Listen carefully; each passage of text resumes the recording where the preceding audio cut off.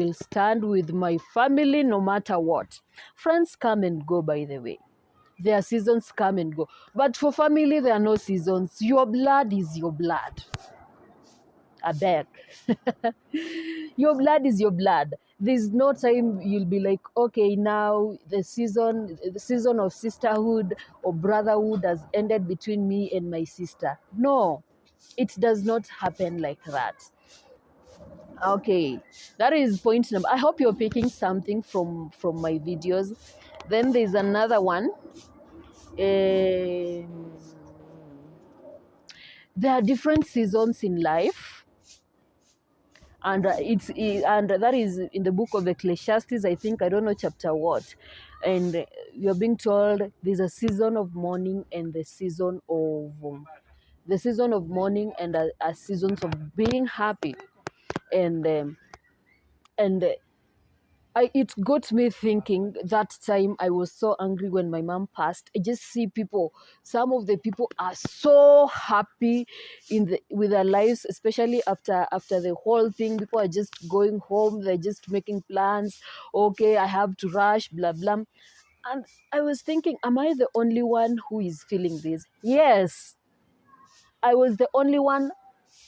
At that time, it was me, my sisters and my brothers and my dad. And it got me thinking again. If I had to have a wedding right now, there is someone somewhere who is also fighting for his or her life in the ICU. Hmm? But I have no control over that. I cannot stop my wedding just because another person is in the ICU. When I die today, God forbid, there is that same day, there is someone who will be having his or her wedding on that day. And that is just life. I stopped now being so angry and came to a point to understand that, okay, there's this one time that I'll be having a wedding, then there is someone who will die on that day. And that is just life. Hmm? Yeah, that is another another lessons that I've learned. Then I think in conjunction to that is that when you lose a person close to you, only family members feel it. And let me tell you, family.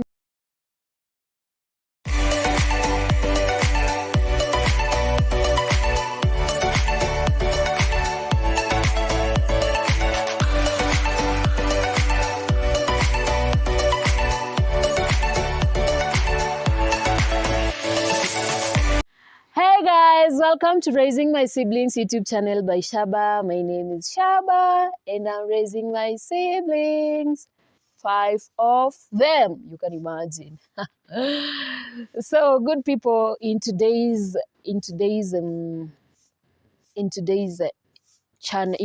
video, we are not going to talk much about raising my siblings.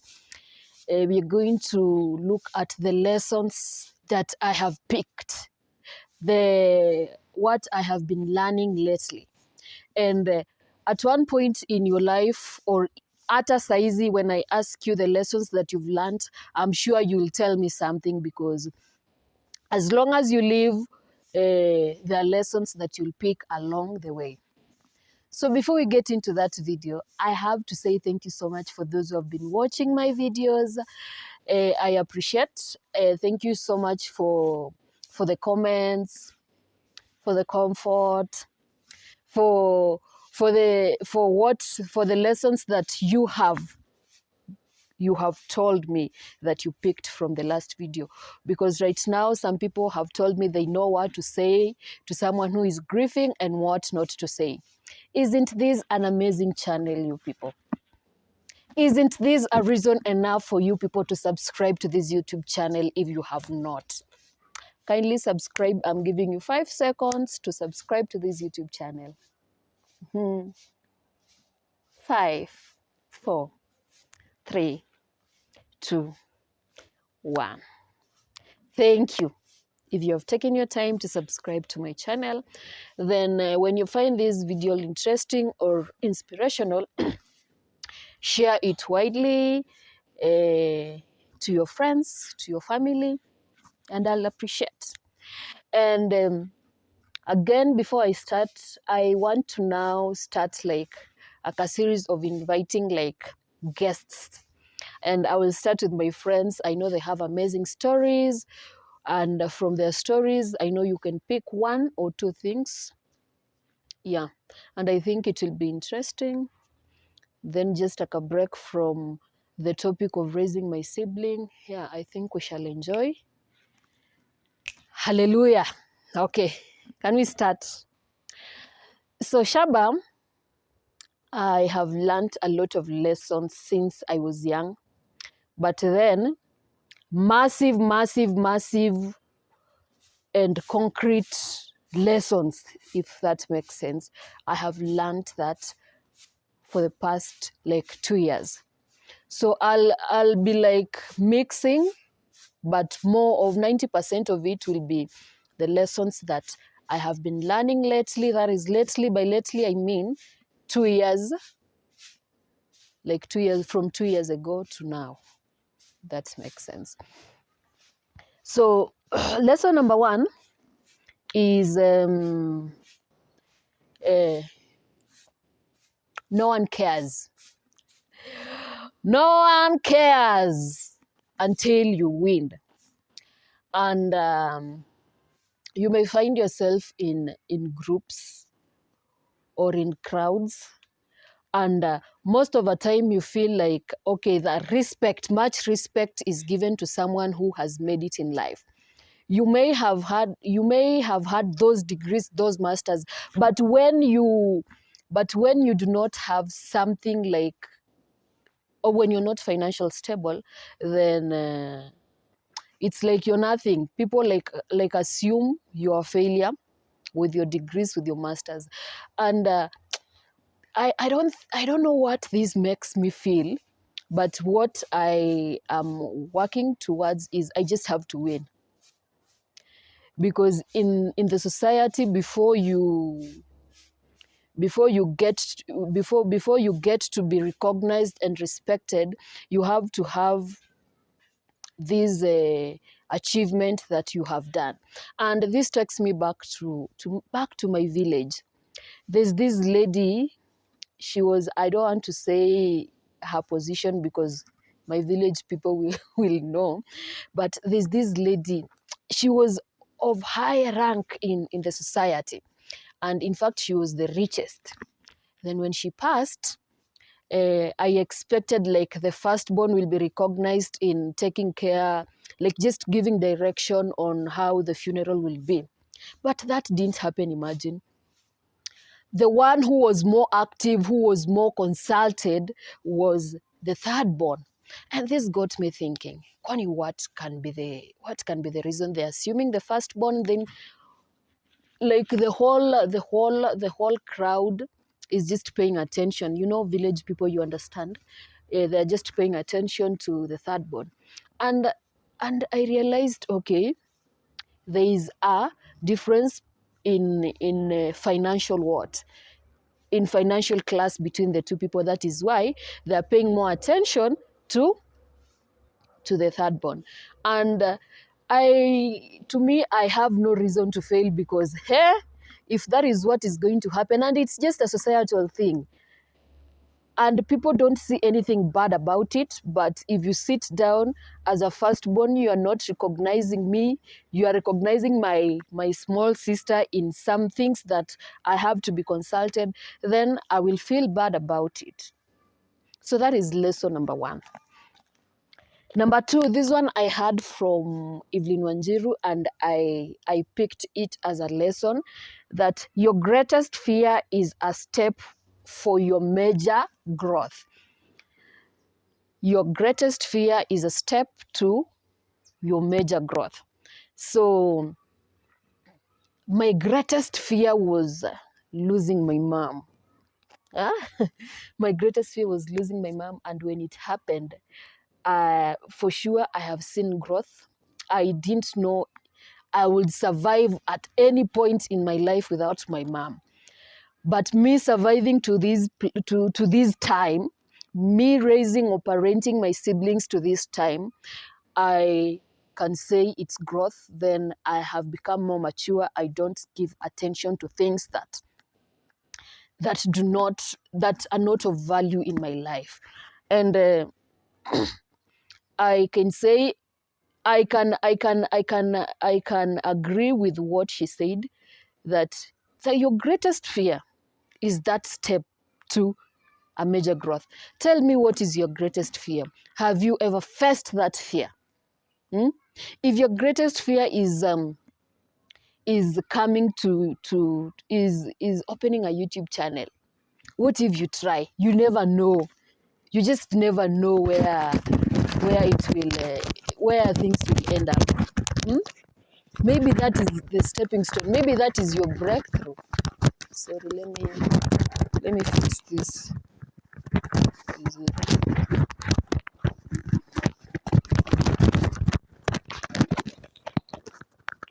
I'm sorry. Let me 1 minute. I fix this one. Okay. So yeah, that is okay. Maybe that is your breakthrough. I want you to tell me in the comment section, what is your greatest fear, and have you ever imagined facing that fear? I want to know from you people. Then the third one is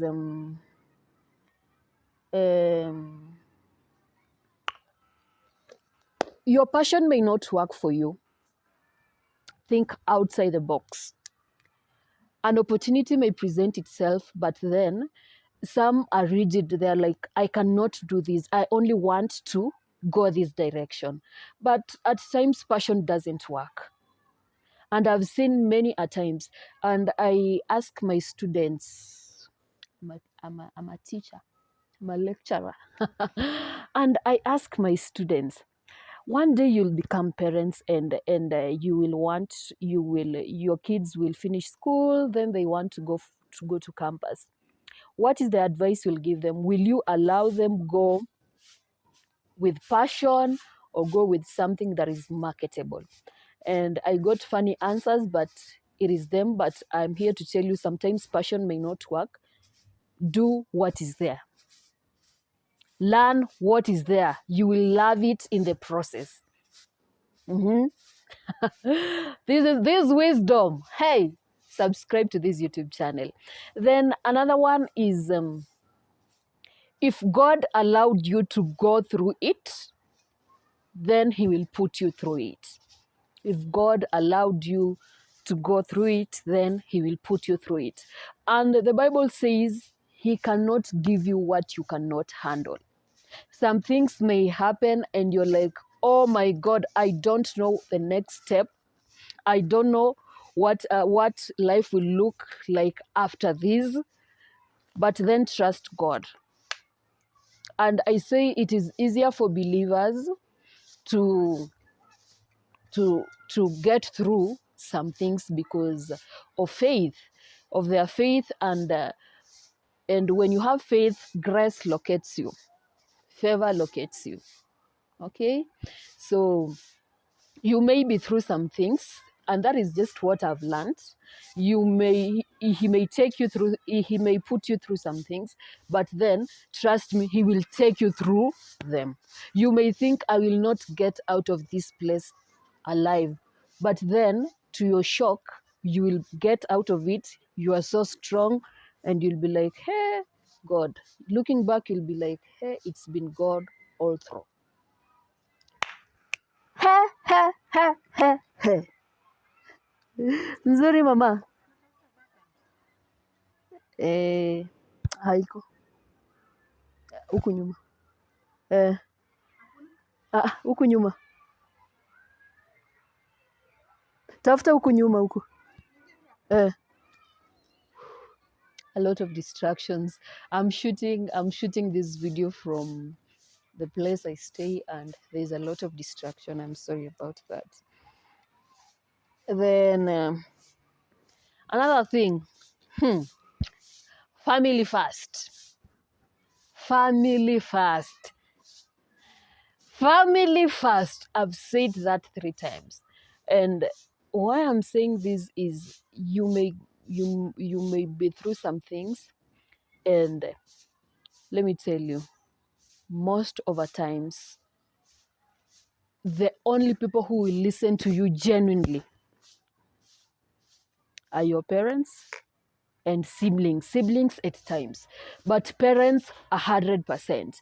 And for me, I always say family is something that I hold so dear, especially when my mom is not around, my dad, my siblings. Anything that happens to me, they have to be aware. Anything that happens to my sister, I have to be aware. Because I believe these are the only people who will stand with you when you are in that wilderness. They will not be ashamed. And I remember there's a friend of mine who told me the dad passed, and it was not a good death. And instead of people mourning, people were, what do we call, were poking fingers, if that makes sense. But were pointing fingers. Okay, even we are not supposed to mourn, no, blah blah blah blah blah blah. Imagine it's only family. They went through that embarrassment because it was an embarrassed death. But then your people are your people, your family is your family. They will never like look at you and be like, okay, I know you are dead, but you shouldn't have done this and this and this. And she was telling me they were going through pain twice, from the society judging them instead of judging that person who did that. They are judging them. That is embarrassment. Then the pain of losing a loved one.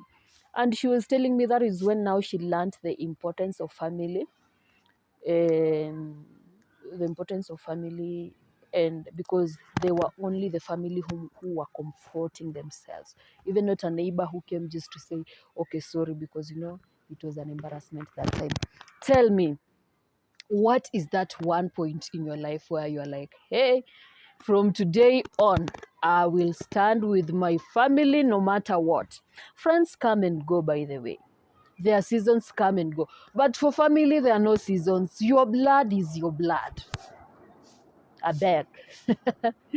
Your blood is your blood. There's no time you'll be like, okay, now the season of sisterhood or brotherhood has ended between me and my sister. No, it does not happen like that.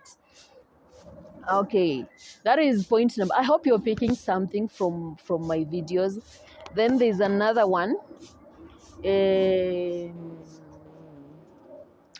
are different seasons in life, and and that is in the book of Ecclesiastes, I think. I don't know chapter what. And you're being told there's a season of mourning and the season of mourning, and a seasons of being happy. And it got me thinking. That time I was so angry when my mom passed. I just see people, some of the people are so happy with their lives, especially after the whole thing. People are just going home, they're just making plans. Okay, I have to rush, blah blah. And I was thinking, am I the only one who is feeling this? Yes, I was the only one. At that time, it was me, my sisters and my brothers, and my dad.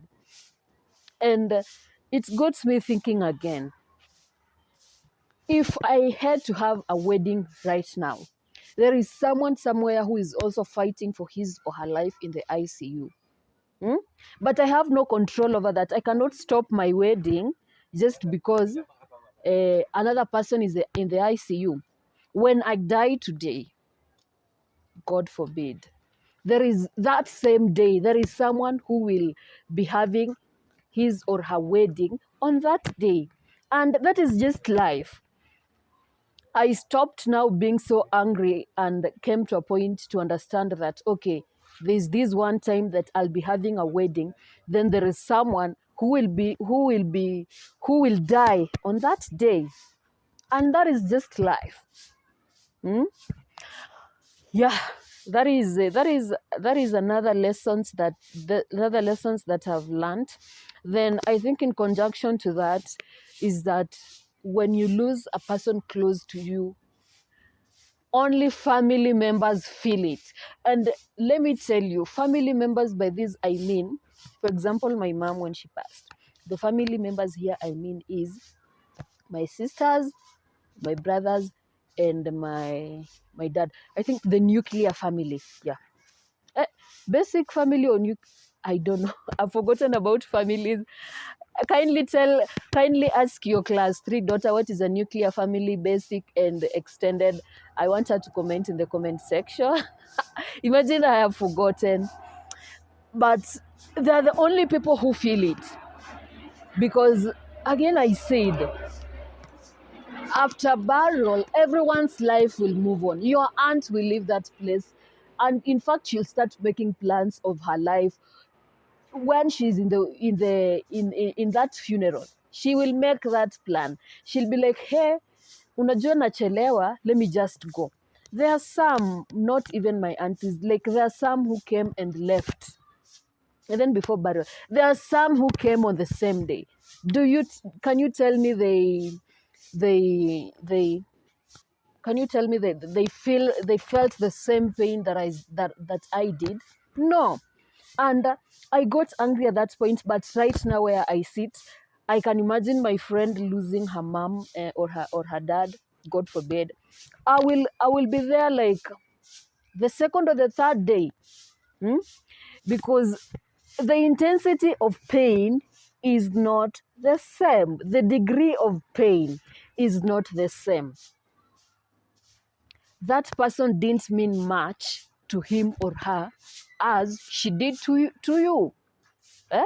And that is just life. There is nothing bad about it. But again, there are some aunties and uncles, not mine though. I have good aunties. They come the last day, then they leave. And it is not bad. It is life. People have plans, they have work to do, and they will plan that work of theirs in that funeral. When you're listening to them, it is just life. Then another lessons I learned is protecting my space. I become the first person that I take care of is me. And I used to allow a lot of things, a lot of bullshit around. But now I have no space for that because I'm dealing with a lot of things. I said first I have to protect my space. Okay, I had to protect my space first before now anything else.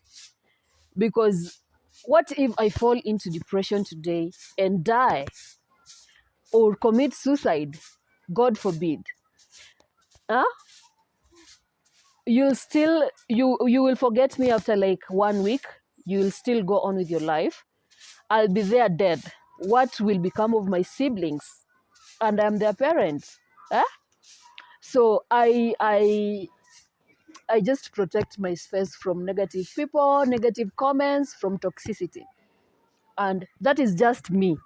And with that has come a lot of peace, a lot of freedom in my life. Isn't that amazing? Isn't that a reason for you to subscribe to this YouTube channel? Yes. Hey, as I continue, please pause and subscribe and then comment. What is that lesson? Hi. That life has taught you. I want to hear from you people. Yeah, I was talking about protecting my space. And another thing, learn to delegate. You may not be good at or good in. I'm poor in prepositions, poor at, good in. Yeah, good at. You may not be good at everything. And I remember when, hey, I always mention my mom each and every time. kindly allow me mention that lady, because you people don't know where I have come from. There's a time I didn't have that strength to mention her, but when I can like say mom right now, it is growth, it is progress. Let me just mention her. So when my mom passed, so becoming now the mother to her kids, I wanted to do everything to make sure my sisters, like, they're good. Hmm? Yeah. So number one, I am poor in communication. Taking my nini and calling, and my mom used to call all of us each and every day. She will call me even like 5 times or at 10 times in a day. Same to my siblings. And I didn't want this. I didn't want them to feel there is something missing. So number one, making sure I have called all of them. Number two, going to visit them each and every time. Of course, they live in another town. I live in a different town. Going to visit them. Then number three, taking care of these. Imagine my mom left me this, my brother when he was 3, still in Pampers. Learning to take care of this 3-year-old. Number four, I have my career going on. Then church. Hey, I had a lot of things on my table. So what I did, I realized it was draining me, and I was becoming a zombie with time. What I did, I had to delegate. Number one, my sister is good in communication. My sister Harriet. So number one, she makes sure she calls each and every one of us kila siku, and she connects us, like we do like a conference call. That is Harriet, because that is her strength. Number two, there is Annette. There is Annette who is good in advising. So her role is, when she feels you are low, then she will come in with advice. She'll be like, you know what, God is there, God is in control. Yeah. So that's one thing that make your spirit high. So that is her role. Then my brother Rogers, his role is he is good in planning. So if there is something about planning, I don't have to be there. He will take that and do it like successfully. Yeah. Then there is Jemima. Jemima is always in school. Then there is Favor. Favor is just there like kunisumbua, but then for me it's just learning. My role is learning to parent them and make sure when you're in school you have rent, you have food, your school fees is paid. Yeah, then your welfare appear. So that is my role now. So imagine I was doing all those single-handedly, and that got me to a point where I didn't like recognize myself. Am I a youth, or am I a mom? And let me tell you, it was so bad till it got to a point I could not recognize sugar and salt. I'll tell you this story, but let me just mention. I remember there was a time I was cooking meat and nikaweka sukari ndani ya meat. I was cooking rice, nikaweka sukari. So it got to a point I was not differentiating between sugar and salt. So it affected me for some time, but after I started delegating, then it's good. Even in your workplaces, don't be that one person who is always like taking all the tasks so that you can be like, so that the boss can like see you're hardworking. No, you will kill yourself. If person A can do it, delegate. Okay. So that is one, and I like to hear from you. What is that one thing that not where, what is that one thing that you are doing? Not even one thing. What are those things that you are doing without delegating? And what were the repercussions? I would like to hear from you people. Then hey, I have learned a lot of things. Hey, hey, okay. Another one, and this is about adulting. If I do not show up, no one will do it. If I do not show up for what my task is, if I do not wake up in the morning at 5:30, then Favor will not go to school. If I do not go for visiting day in my sister's school, my teenage sister's school, then no one will do it. Hmm? If I do not buy Favor a pair of shoe, or my sister a pair of shoe or a dress, or no one will do it. So that is now being now a deputy parent, being a firstborn, and your mom is not around. If you do not do it, no one will do it. And I remember this is so painful. I remember going home after burial, like after some time going home. I was used to my mom like anatukimbilia, hugging us. Then you're being served tea, oh, groundnuts, ngwashe, like she's prepared food. But right now, when I go home, number one, there is no one to hug me. And I remember the first time it hit me hard, I had to scream. I cried, and it was 5 in the morning. I really cried. I was like, there is something missing. As if that is not enough. You are the one now, si umefika. Now go to the kitchen because you're the firstborn. If you do not do it, no one will do it. And I remember Christmas Day when my mom used to like to, in Luya land, Christmas is something. That is when now you show your cooking skills to your family. And the past two Christmas, I think, the past two Christmas, you're there waiting for someone to cook for you, and she's there in the grave. No one will do it. And it gets to a point where, especially when you're married, you are a wife. Najua kuna hii kujichocha ati gender roles. I have no problem with that. But it gets to a point where now you have to act as the woman of the house. And when you do not, no one will do it for you. Even your husband, he will not do it for you. So that is a tough one. And yeah, that is a lesson number. Okay, the other one.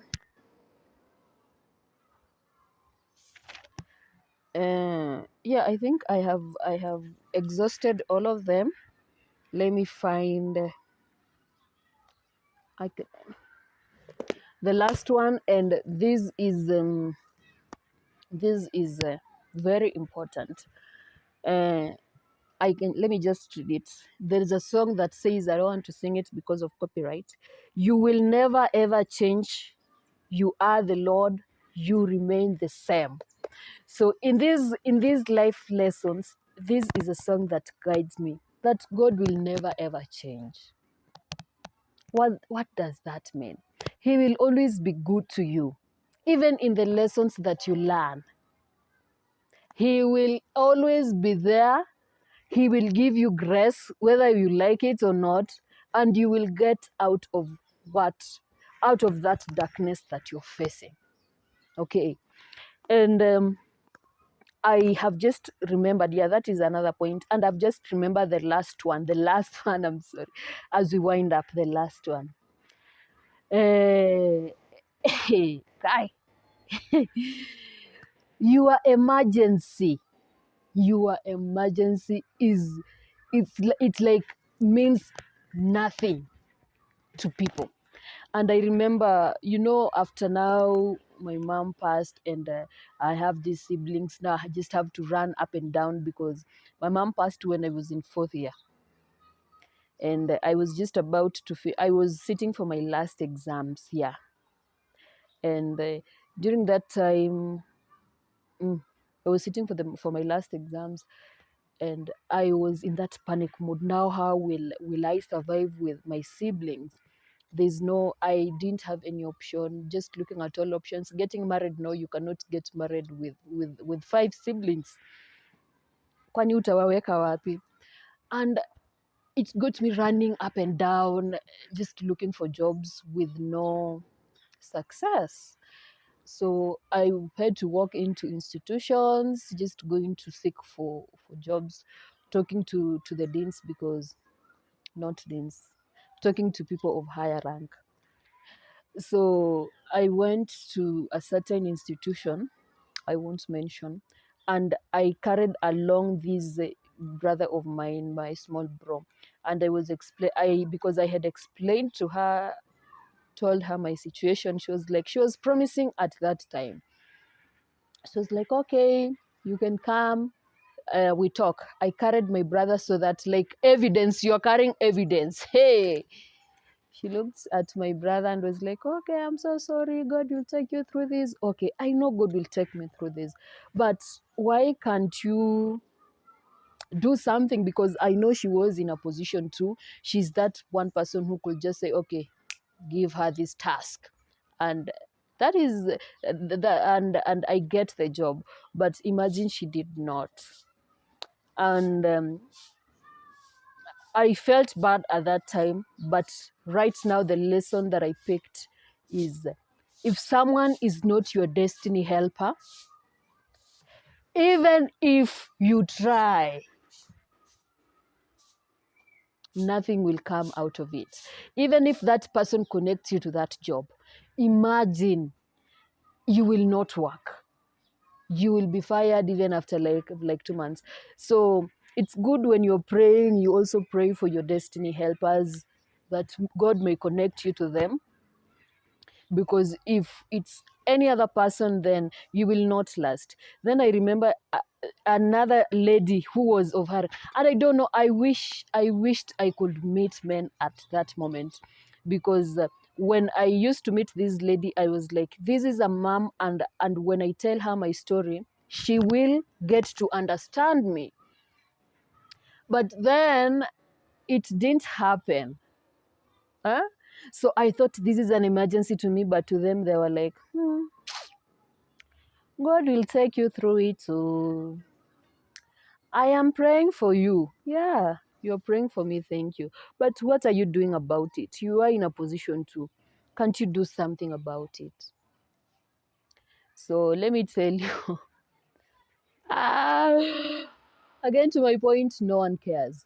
And I was saying this other lady whom I also talked to about my story. She was a CEO of a big company. I was talking to CEOs. I didn't want to go to directors. So she gave me like 5 to 6 appointments, and she was like, apply for this job, then you let me know. I was like, oh God, hey, this is you coming to save your daughter. I did apply for sure. I did apply for that job, but after calling her, she didn't speak. Numerous calls, text, no response. And I had just to give up, because you cannot force yourself. Sana pia, if someone is not willing to help, you just leave them. Yeah, that is the end of this video. I hope you have learned 1 or 2 things, and I know there are life lessons that you have learned, and I am willing. I am here to listen to you people. And thank you so much for those who have been commenting on my videos. There's one who told me I am doing a good job, meaning I'm inspiring you people. Yeah, and I know I am, and I bless God for this opportunity and this platform and his guidance for me just to create content for you people. And by the way, I enjoy creating content, just telling you my life stories. And I've said I'm going to an extent of bringing like guests so that we hear also their stories. And if you want to be one of my guests and you have a story, here we are. Come, let's interact, let's inspire. Hmm? Then, yeah, I think that is it for today.